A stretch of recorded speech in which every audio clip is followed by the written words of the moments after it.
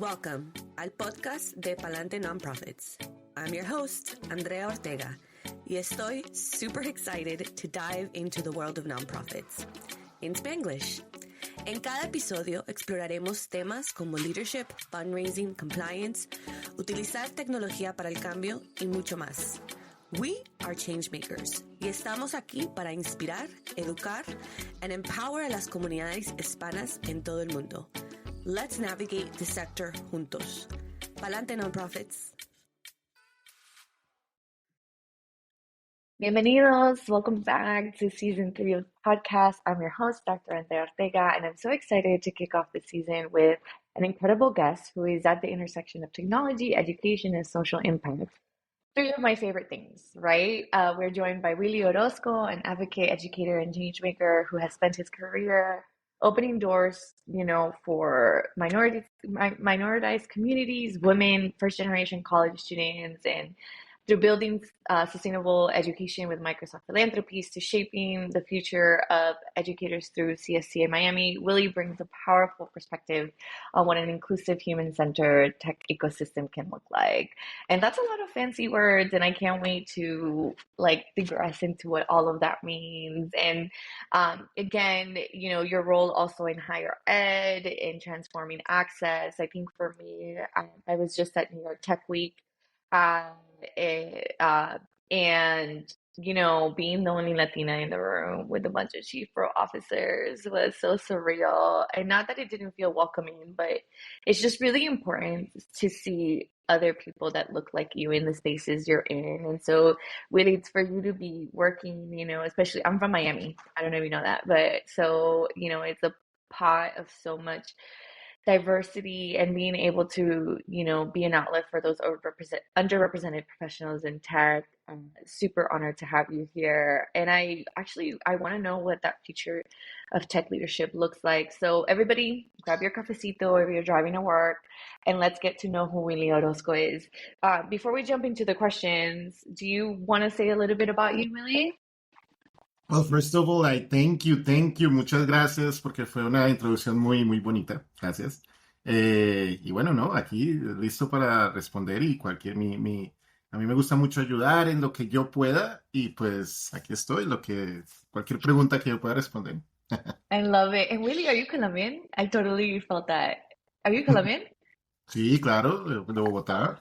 Oh my God. We probably talked about this, but I love it. Me encanta. I love when I can hear the accent in español.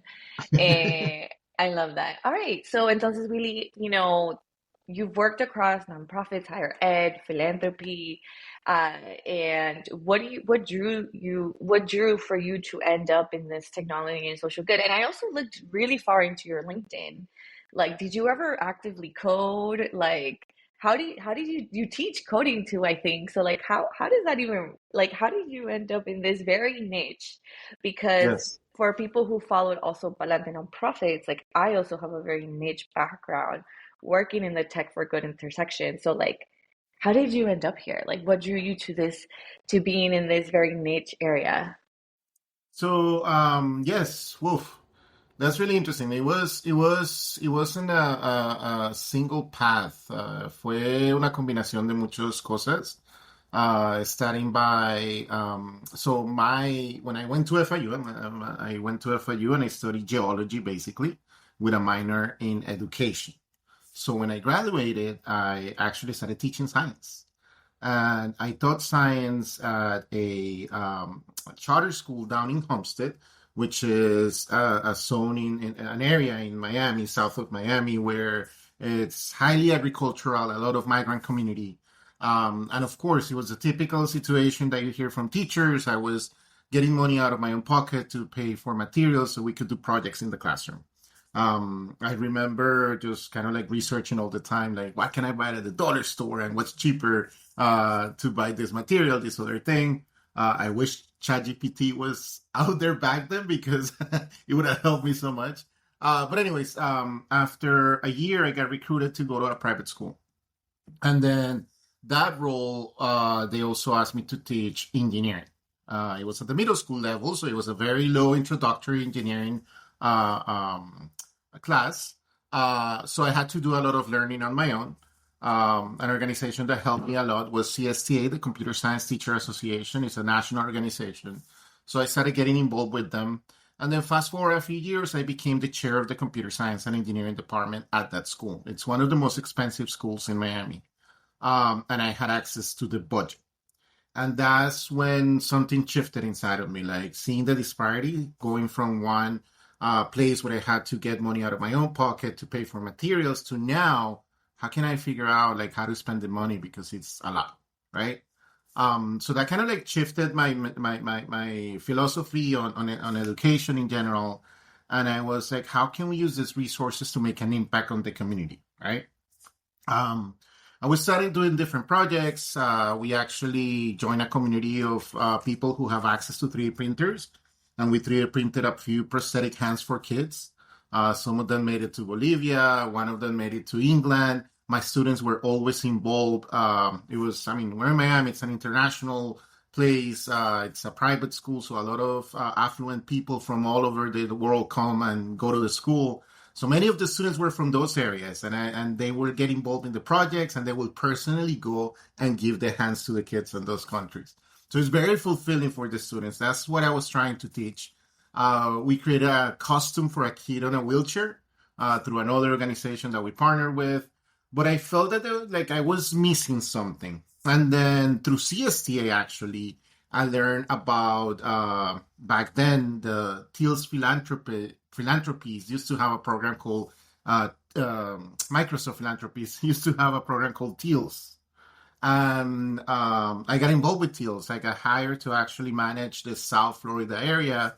And it was about helping high schools start their computer science programs. So numbers have been shifted a lot in the last few years on the openings of positions in the tech industry. But I did see it, and I still see it as a pathway to economic opportunity for the students, right? It's a high rewarding career. And if we can actually introduce the students as much as possible into what these opportunities are, right? That was my whole thinking back then. And I was like, okay, let's see how far we can get this program. So we started growing the program little by little. Unfortunately, corporate America, priorities shift, so TLs started disappearing. So yeah, and that's what led me. I guess that job is what, when I came to the realization of I can do more, I can help more, right? Even though I was no longer in the classroom, interacting with the students directly on a daily basis, I knew that because of the work that I was doing, I was impacted hundreds, if not thousands of students at a time. Oh my God, really? I mean, that's amazing. And I think, one of the things that, to your point, y esto creo que viene de nuestra familia, like, we're told to be lawyers or doctors, and there's like no in between. And I tell my husband all the time, I wish someone had told me to just be a computer engineer. Because it's a different lifestyle. It's both, there's I mean, the experiences I've had, the work-life balance is there, the salary is there, right? Because yeah, they work hard, they work late nights, but then they play hard too, and then they get to enjoy it because the salary ranges are so much higher than other roles, and I just, man, I kind of wish I had been told to be like an engineer or learn coding because and it's a very creative, it's always different. Code, like technology is always changing, and there's a lot of, I think, creativity, and they're super smart. I worked with some of the best engineers, and I think they think differently. They get to, they're very innovative, and I think that's a huge part of that world. So if anybody listening, and if you've ever thought of a career shift, like I think tech it's obviously now, especially with Silicon Valley, and if you start getting to know that world, becoming more the trend. But I genuinely think it's a really wonderful career. Y te lo digo porque for such a long time, being Colombiana, like be a doctor or a lawyer. There's so much more out there. And then even not just like people who like actively code, like UX UI, right? So like product managers, product designers, like people who don't have to actively code but understand technology and then get to be even more creative on top of it. Like to me, the whole world has been absolutely fascinating, and I love that intersection. And for you to kudos to you for realizing that there's a huge gap. I went to a high school that was in Miami. It's North Miami Beach. It's actually like an F school, but they had back in the day the top magnet program. It was called BEAM. It was for biomedical and environmental advanced magnet or something like that. And something that I think is really interesting about what you said, that the magnet program had the most money, the new textbooks, all of it. Meanwhile, the school was an F school, and the we all had the third floor, and it was so like for me that was my first like realization of inequality, like in and like going there and seeing like the floors who needed the most, who needed the teachers, who needed the textbooks, who needed the exposure to things like, I mean, back then we didn't have 3D printers, but to, like kind of doing it, they didn't have it. They didn't have it, and only this program of elite people who made it had it. And I think it's a little backwards. I think it should be all around, where because maybe we have a lot of it is from family. You have people to help you with your homework, to support your academic journey from early on. I always see a world as like, man, what if we mix the school instead of separating by floors into this like I don't know. I this whole idea of like the better the schools do, the more money they get, but like really it's the schools who need it more, or I don't know. I just wish, like, equity is such a weird thing, right? And I just kind of wish there was a better way to balance that, because I grew up seeing it firsthand. And I think we need spaces to talk about, like, y really, like, for somebody, un Colombiano coming in here and being in tech and philanthropy, like, that's, to me, I was super fascinated by your background, and so super happy to have you. On the next questions that I have, what do you think are some key ingredients for that? You mentioned a little bit, right? Funding and being there, but how do you actually make it truly inclusive in those tech education and career pipelines? What are some things that you've seen as you've coached these students or worked with these kind of communities? Like, how do you actually get them to support their journey there? Yes, I think that's a key word, support.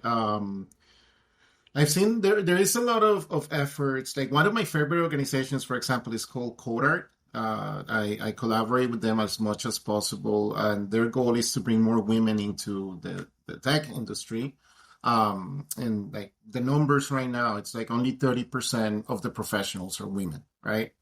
Shouldn't we be 50-50, just like society is, right?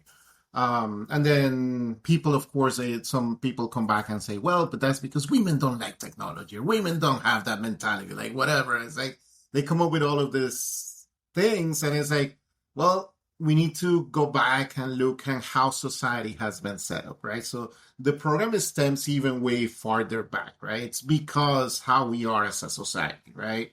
We're a society that has always had the thought that women should stay home and take care of the kids, right?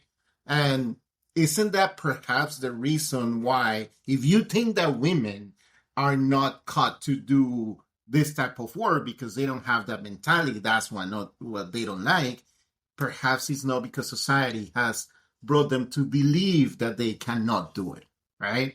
I mean, I'm sure a lot of your audience has watched the movie Hidden Numbers. That's actually based on real life, right? It was women who were computational thinkers, and they were doing all of the calculations when NASA started, right? It was all women, a group of women. Computers came out and that took away their jobs, right? And some of them decided, hey, those computers need somebody to use them. Let me learn everything about those computers. I'll make sure that I take that role and use those computers, right? So it goes to show you that, yes, of course, we are all equal, right? Like there is no that men or women are better on doing this type of work. It's just because the society was set in a way. Perhaps it wasn't. I mean, I'm not gonna go back and talk about history, but it is that is the reality of it. I mean, it's if as a Hispanic, right? I'm a male Hispanic. I'm an immigrant. Very proud to be an immigrant, by the way. I've seen it. I mean, we saw it in the history of TV, of movies where there was no immigrants before in those movies or those TVs, right? The same for different races, like there were no blacks in those movies, right? So if you're a kid and what you don't see out there is people that look like yourself that are doing that type of work, how can you believe that you can do it, right? And you tend to fall into what you normally see, right? If you're born in a very poor neighborhood, right? And perhaps with an absent parent and like your neighbors aren't the same and all of your kids, like you don't have any role models to tell you, right? Like how can you think farther, right? How can you think that you can get away from it, right? Yes, there are some people that do it, and those are very resilient people, but not everybody is as resilient as that, right? Many of us, including me, need somebody to help us or to give us an opportunity and like show us this is out there, right? This is what you can do, and this is how we can help you do it, right? So yeah, I mean yeah. So I think support in general. Going back to your question, I know I kind of like start rambling, but going back to your question, is about being there and really supporting. It's not just telling them this is there. There is this program called Coder, or there is this program Girls Who Code. Like no, there is like okay, there is this program, yes, but let's see, how can we enroll you? What can we do? Do you need help? Are you doing the program? Are you having any difficulties with any of it? Let me help you with that, right? By the way, I heard about this scholarship here. Let me share it with you. So it's constantly having that communication and constantly helping people. We have heard that in the actual industry, once people become professional in the tech industry, there's a lot of people that end up quitting because as any job, it has its problems, right? And if you don't have the resiliency or you don't have a support program or a support group or community, right, you end up just dropping off, right? So it doesn't stop just when you introduce people into those opportunities. It has to continue. I love that. I have so much to this is great. One, because thank you for recognizing that, women should have the choice and see themselves in these spaces. I was a stay-at-home mom for a year. I was so depressed. That is not the job for me. Kudos to teachers who deserve to be paid more. Kudos to everybody who can, teach ABCs and colors. That is not who I am. I mean, that is just as an important job of our future, of our generation. But like, I am not that mother. I am not that Pinterest mother. I thrive as a better mother, and I'm more present when I get to go to work and exercise the things I've learned and dedicated my life to. And there's also like a big movement of being, the feminism culture lied. But no, it was never about like you have to choose between your family or your career. We just want to have the option. And that option did not exist in the past, like we just want to have the option. We want to see ourselves in these kind of roles. Absolutely agree with you. Like the term computer was actually women computing in the back before it became a computer as we know it today. And to touch on your point around being an immigrant, I am a very proud immigrant. I, I absolutely believe that we have been translating since the day we touched, I used to translate for my parents just to order food. We had to learn English really fast, if I wanted to succeed in school. When it comes to, and going back to the question, what you said about support, I think people don't put two and two together that like, oh, but you all went to the same school, but we did not lead the same lives. You are worried about eating or, when your dad's going to get their next job from very early age, are we And going can to I get, say something about that too? yeah, of course. So when I moved to the United States, I was 16 years old. It was actually the day of my 16th birthday, and I went straight to high school, and I didn't know a single word of English, right? And I was in the ESOL program. Back then, it was the BCC program, which is all of your core classes: English, Spanish, math, Spanish, English, math, science, and I don't remember what the other classes. They were all in English, in Spanish. If you had back then, if the school had a population large enough of people that were new to the United States and they spoke the same language, the school had the option to actually open a class for that core class in that specific language. So back then, all of my core classes were actually in Spanish, right? And because of that, we ended up kind of like being isolated from the rest of the school community, right? And that's when you start talking about opportunities. It wasn't until years after I graduated that I started learning about AP courses, about IB program, about Cambridge program, about like all of these different programs that schools offer. But I never got to hear about any of those things. Why? Because I was in my own little world with my own little group of people, because I was the little group of immigrants from that corner, right? Oh They don't my speak God. English. Yeah. And I mean, I'm not trying to blame the school, right? It was probably they didn't even think about it, right? So, but it happened. Hmm. It happened. So, yeah. I love that you brought that up because, and we'll probably need a whole episode just to share our immigrant journey, but like I came when I was 8. So I became much younger. But most people, what they don't understand is that that means I had to do all of this much earlier. My parents didn't help me with homework. I joke that I don't know how to write effectively in English or Spanish because I came right in that transition when you're learning to read and write. And so it wasn't until I got to college that a professor finally, like sat me down and was like, this is not quality writing in English. You got to get better. And so, like, because also I think, I'm a little biased to education in Colombia. Like, you go to a private school, they're much better. I think education has a higher level Oh, over yes. there. And over here, you do get praise for just turning in your homework, whether over there they expect highly quality of Yes. work. So definitely there was that. But like, I was very blessed with parents who were very supportive, attended all of my things, but like they didn't understand why I joined band, or why I had to go to band camp because they didn't realize that to get to college you needed this like well-rounded. And I came earlier, so I did get to learn that. But to your point, for people who migrate, like that's not a part of our world. Like there's no such thing as really extracurriculars back in our countries or a part of what they grow up. Because even I learned from watching my cousins that most university spots are like you take a test, and depending on the test that you land in, that spot's given to you. They don't really take into account the whole person, which we know here it's totally different. You have to have all the straight A's and then all of the extracurriculars and be like captain and all of this just to get like the school of your choice and in the spot. So like you're constantly fighting for the next thing. And support. Like I think if you don't have people from early on who tell you, yes, you can be an astronaut, right? Like we're still hitting like the first female astronaut, like we're still being the very first in anything. So think people don't realize that, like, yes, you can be anything, but can you really? How hard did someone have to work, a woman in my generation have to work to get there? And then I think you're in a really special place, Willy. And for those of you who don't know, Willy is actively looking for a role. And they're gonna snatch you back up, especially by the time I air this episode. So I hope you get snatched up because, being able to understand the world, not black and white, but the gray within the technology, the way philanthropy and nonprofit works, even that in itself, and then being able to share that with the next generation, I think that's going to be key too, because now we're in AI. I don't even think I have a question on you on AI.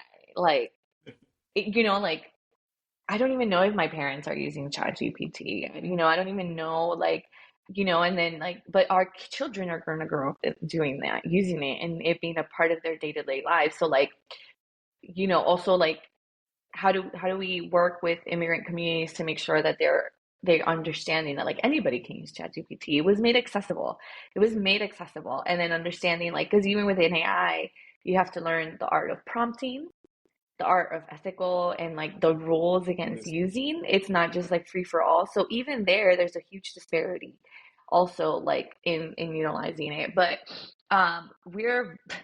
we took two questions and like ran with it. So I'm probably gonna skip to the last one if you're okay with it. And that way we can wrap up this episode. But I would definitely love to have you again because I think we can relate. My husband came here when he was 15. And so I also see the big difference in, the experience that we had in this country. And even with him, like learning English, I think for me, because I was 8, it was easier for me. But like, you guys had to really work hard at it, you know, and I think people also sometimes forget that. But all right, in my next question, looking ahead, what's your vision for future tech and the role that it's going to play in leadership, as well as, I love this question, how do we move from like this chief borough officers ecosystem where more women, Latinos, and other representative groups thrive and lead? And you've mentioned some programs during this podcast. Maybe you could tell our audience like what does that vision look like and maybe how they can get there. What are things that they can follow on LinkedIn? Can they follow you? Can they reach out to you? Like, I would love to know what that future looks like, and then how we can all put our little piece, you know, to help get it there. Yes, definitely. So, okay, so I mean, my belief, my philosophy is always be present, always be there, always participate, be part of the room. Whether, I mean, even if you're not kind of like the leader of that room, be there, be present, be part of the community. I've tried to be as much into networking as possible. And I've been able to connect with a lot of people, learn about different opportunities, learn about different organizations. And then once you encounter those organizations that you think that they really mean something, just connect with them, talk to them. I think that the tech industry is super welcoming. If you're not aware of what's happening in South Florida, especially with the tech industry, it's just growing exponentially, and people are super, super welcome, and they're always willing to give you a hand. Um, it's very hard to hear somebody say no, right? And I think when you say, I want to connect with this person, would you mind just introducing me to this other person? Or maybe you know somebody else who knows that person, people will always say yes. If you are a leader, or even if you're not a leader, if you're just another participant of the society, if you're in tech, right, and you're female, you're Hispanic, try to look for organizations like Tech Code Art. Definitely participate in Code Art. Then you can look for Girls Who Code, code.org. It's a website. It's a huge organization. They provide a lot of curriculum and a lot of activities. They do the hour of code, but you can actually put your name into the database. So teachers can actually go and search for people in their area who are willing to go to the school and talk to the students. Just talk to the schools in your area, right? Ask them, hey, do you have any technology courses or not? Would you be interested in me just coming, I don't know, like once a month and talk to the students, or just once a year, right? Do you have maybe a STEM day or STEAM day?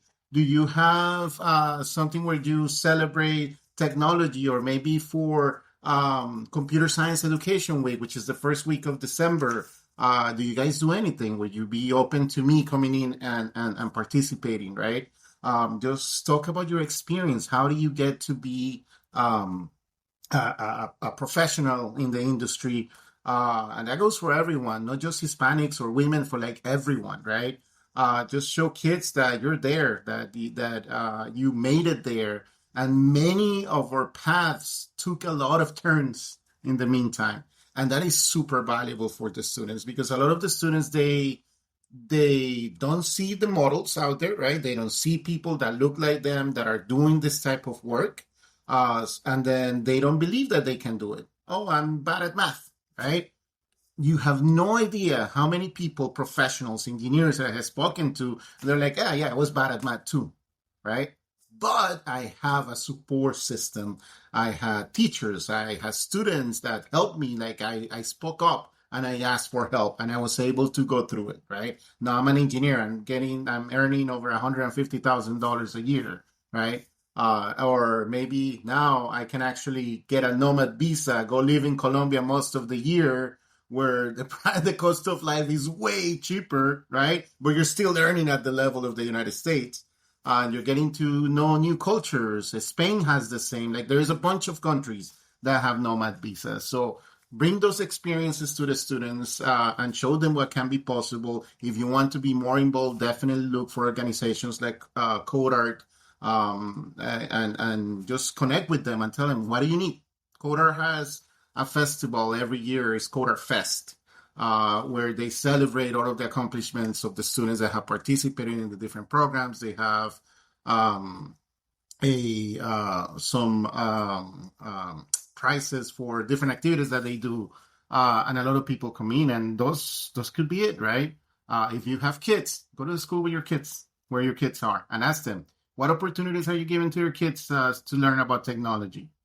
What can I do to help you either start something or improve what you're currently offering? If you work for a large corporation, many of the large corporations, they do have incentives for you to be involved in the community. And perhaps they may want to do a little bit of investment in your local school, right? What if there was I don't know, like a medium-sized corporation here in Florida that said, hey, let's adopt a school, right?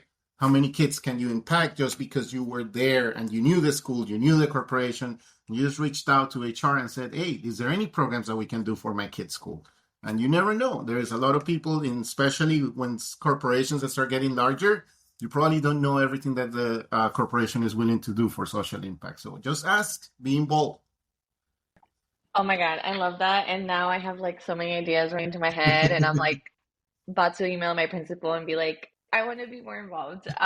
Because I think to your point, my kids are 7 and 6, and I have a baby too, but like my girls are two girls, and one of them wants to be an astronaut, the other wants to be a pilot. They love flying porque las he Oh. llevado a Colombia varias veces. And so they love flying and traveling. But like, like to your point, like if we take even one time a year to just go and talk to our kids' school or classroom and, do something fun about sharing our careers, like they always ask me like, what does a nonprofit consultant do? And it's like maybe I do an activity with them that's tailored to them. Like maybe it's a small group project where I get their classroom to donate to, I don't know, like you have my mind, like going ways on ways I could teach them about what I do. And so to anybody who's parents and listening out there, like I love that. And it doesn't have to be an everyday thing. Like once a year, we reach out to the principal, we get our companies to back us up for some snacks. And like it doesn't have to be like this really big thing. It could be just something that we commit to doing with our kids to get them exposed to these type of careers. Because to your point, like representation is everything. And if we had seen these things earlier on, I think our journeys would be different. And I think, and there would be more of us, nowadays, but like we get redirected based on, what our cultura does. And there's nothing wrong with being a doctor or a lawyer. It's a highly, highly, important career. But like, I also think, there's so much ways, and whoever thinks that like, technology is not a way to give back, like it is. Like technology creates accessibility, and like it creates one of the other things I see is like, okay, well, maybe your job doesn't really give back, but like you can give back because now you have a salary that allows you to give back. Now that your bills are paid and everything, like you can become your own donor and your own person because now you have, a living wage. And that's the way I see it. Like the more money I make, for me, it's about like the more I know I'll be able to give back because I'll be able to put on the side to invest in nonprofits. I remember when I joined the Leadership Council, it wasn't like, oh, I want to give back. It was like, hey, Eric, the executive director, is like, I have some time now. I can pay my bills. I feel comfortable. I can give back time now to the nonprofit because, being in the space, you want to make sure that you have the time and the resources to give back. And a career in technology fills your cup and allows you with more to be able to give back in other ways. So like, even if you don't have the time to do it in some of the ways you mentioned, like look up an organization that's doing some of this, reach out to Willy for orgs or nonprofits doing the work and see if you can donate to them and maybe reach out to them for access to their youth, right? There's a lot of nonprofits that work with youth. You mentioned Girls Who Code, you mentioned other orgs that exist nationally. So I love that. It's been such a pleasure, Willy, having you here. I want to thank you so much for sharing your journey, insights, and passion with us today. Your work is super inspiring, and I think I'm going to invite you back. I think there's more we need to talk about. I think I'm curious to see what your next role is because I know that wherever you'll go, you'll kill it. But I'm gonna let my listeners know they can, if they follow me on LinkedIn, they can connect with Willy or let me know, and I'll definitely get you in touch because Willy is in South Florida. He's super accessible. I actually met him through one of my previous roles, and I think you're doing and you're gonna do great things, Willy. Oh, thank you. Thank you. Yes. Feel free to pull all of my links in the little description of the Yeah. episode. Yeah, more than happy to connect with people. Awesome. And thank you so much for the season 3 kickoff. If you enjoyed this conversation, don't forget to subscribe so that you never miss an episode. If you'd like to support me, you can always buy me a cafecito on my website. And please leave us a review so that it helps to reach more change makers like you. Until next time, y gracias por estar aquí con Palante Nonprofits.